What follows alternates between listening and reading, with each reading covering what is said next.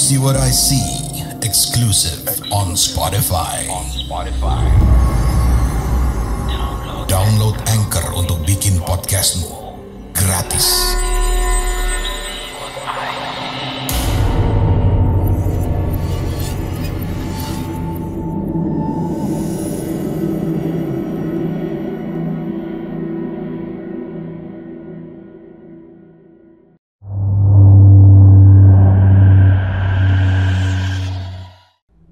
Halo warga desa Sukawati, kembali lagi di Mencekam. Kali ini saya mau cerita tentang satu kejadian paling memorable di kampung saya. Sebentar lagi ini kan negeri kita tercinta akan mengadakan pesta pemilu. Nah, di daerah saya ini mulai rame kampanye dan lain sebagainya. Di desa tempat saya tinggal ini bahkan ada 7 orang yang mencalonkan diri menjadi anggota DPRD kabupaten. Suatu ketika salah satu teman suami saya datang ke rumah.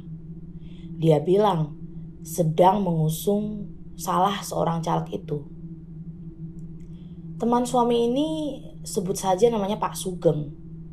Pak Sugeng minta bantuan ke suami. Bantuan dalam arti dibantu mencarikan dukungan. Awalnya suami enggak terlalu tertarik gitu buat ikutan jadi tim ses. Suami saya memang orang yang enggak senang ikut campur urusan politik. Tapi Pak Sugeng ini sampai memohon begitu. Pak Sugeng itu bahkan menawarkan akan bantu renovasi rumah. Suami saya saat itu masih belum mengiyakan permintaan Pak Sugeng. Tapi suatu waktu, Pak Sugeng datang ke rumah bersama ibu calon dewan itu. Sebut saja namanya Bu Asih. Pak Sugeng datang membawa material untuk renovasi rumah kami. Saya dan suami benar-benar terkejut saat itu. Tapi kami juga nggak bisa menolak. Lagi pula, saya pikir masa ada orang kasih rezeki malah ditolak. Singkat cerita, rumah kami berhasil direnovasi bagian atap berkat bantuan Bu Asih. Suami mulai menanyakan visi misi dan program partai pihak Bu Asih ini. Setelah melalui pertimbangan dan segala macamnya, akhirnya suami bersedia bergabung menjadi tim sesnya Bu Asih. Makin hari, suami saya semakin sibuk bersama Pak Sugeng mencari dukungan suara. Mereka berdua pergi ke desa-desa, bahkan ke desa yang lebih pelosok lagi. Kadang saya juga ikut serta.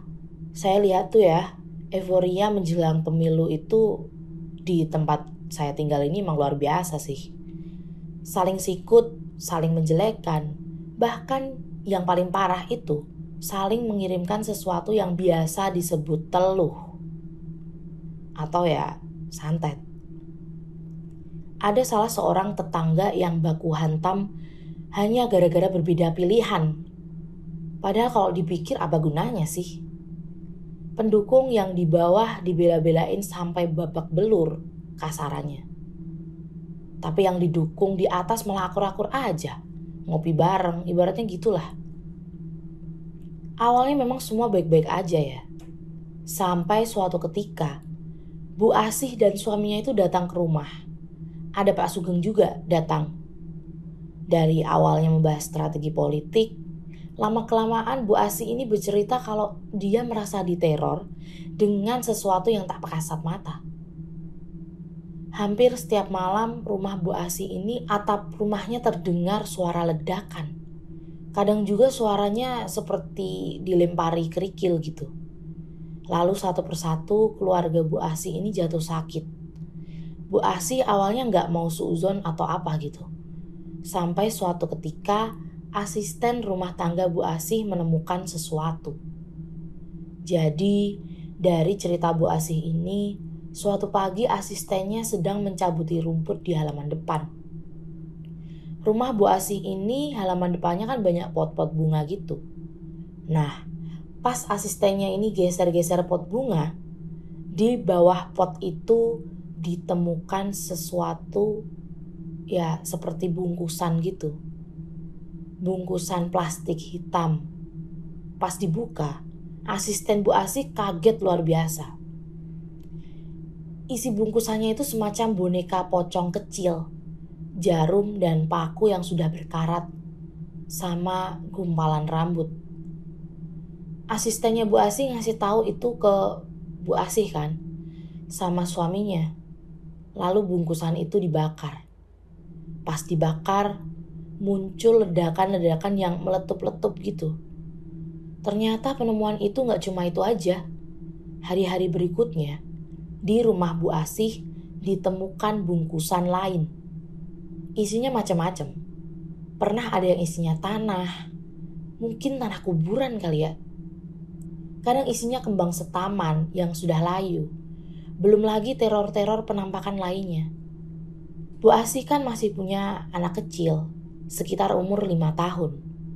Anaknya sering ketakutan di rumah. Kadang anaknya bilang, "Mama, adek takut mah ada tante yang rambutnya panjang tapi mukanya merah." Nah, dari itu semua, Bu Asih ini rasanya hampir menyerah. Dia merasa gak takut diteror apapun, tapi dia rasanya mau nyerah kalau udah anak Bu Asih yang sakit. Ya, saya dan suami berusaha menguatkan Bu Asih. Kalau dilihat dari program-programnya, dari jejak kerjanya, Bu Asih ini memang orangnya pro rakyat gitu. Belum lagi Bu Asih sebelum nyalon jadi dewan ini kan Bu Asih bekerja di instansi pemerintahan daerah. Bu Asih cukup tahu borok-borok pejabat pemerintahan daerah itu. Yang mungkin itu bikin Bu Asih pengen maju gitu.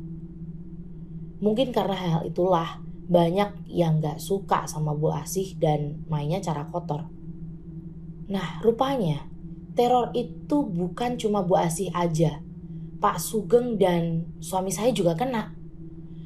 Di malam yang sama, Pak Sugeng didatangi sosok tinggi besar berbulu yang katanya berusaha mencekik dia.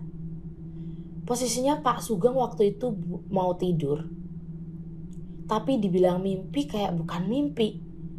Sosok itu pergi katanya setelah Pak Sugeng baca doa-doa.